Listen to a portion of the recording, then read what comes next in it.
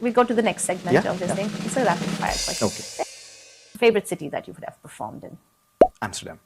A dream festival or venue you would love to play at? North Sea Jazz Festival. I've been to see other artists, but working there would be fantastic. One artist or band outside of Kailasa or Atif Aslam that you would love to collaborate with? Sting. Pre-show ritual that always follows?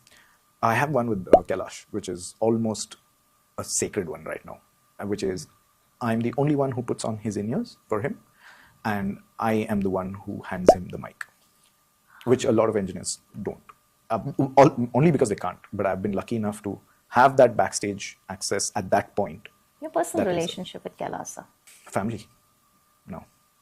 Naresh and Paresh? No, beyond family.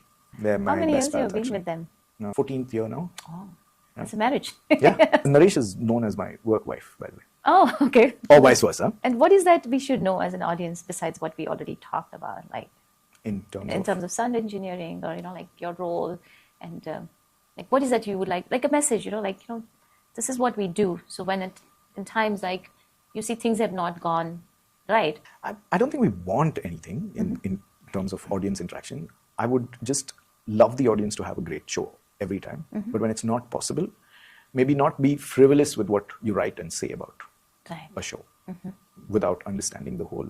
And thanks to you now, they probably understand more. But yeah, just not to make a frivolous small statement saying, today the sound was bad. Yes, sound was bad. You could say that, but don't assume anything beyond that. Maybe. Yeah, be less judgmental and kind of come with a very open mind, right? Yeah. What do an aspiring student need to keep in mind when they want to become a sound engineer, audio engineer? I think the first and foremost thing is to keep egos aside, which is very tough to do. Because when you're representing music and you're at the back, what happens is you see what's presented on stage and you start assuming that you are at that level. Like for me to be sitting here today and you asking me questions, I know I've reached a certain stage, and which is why I'm representing the industry or whatever in this case, right? But that comes from having to humble yourself always.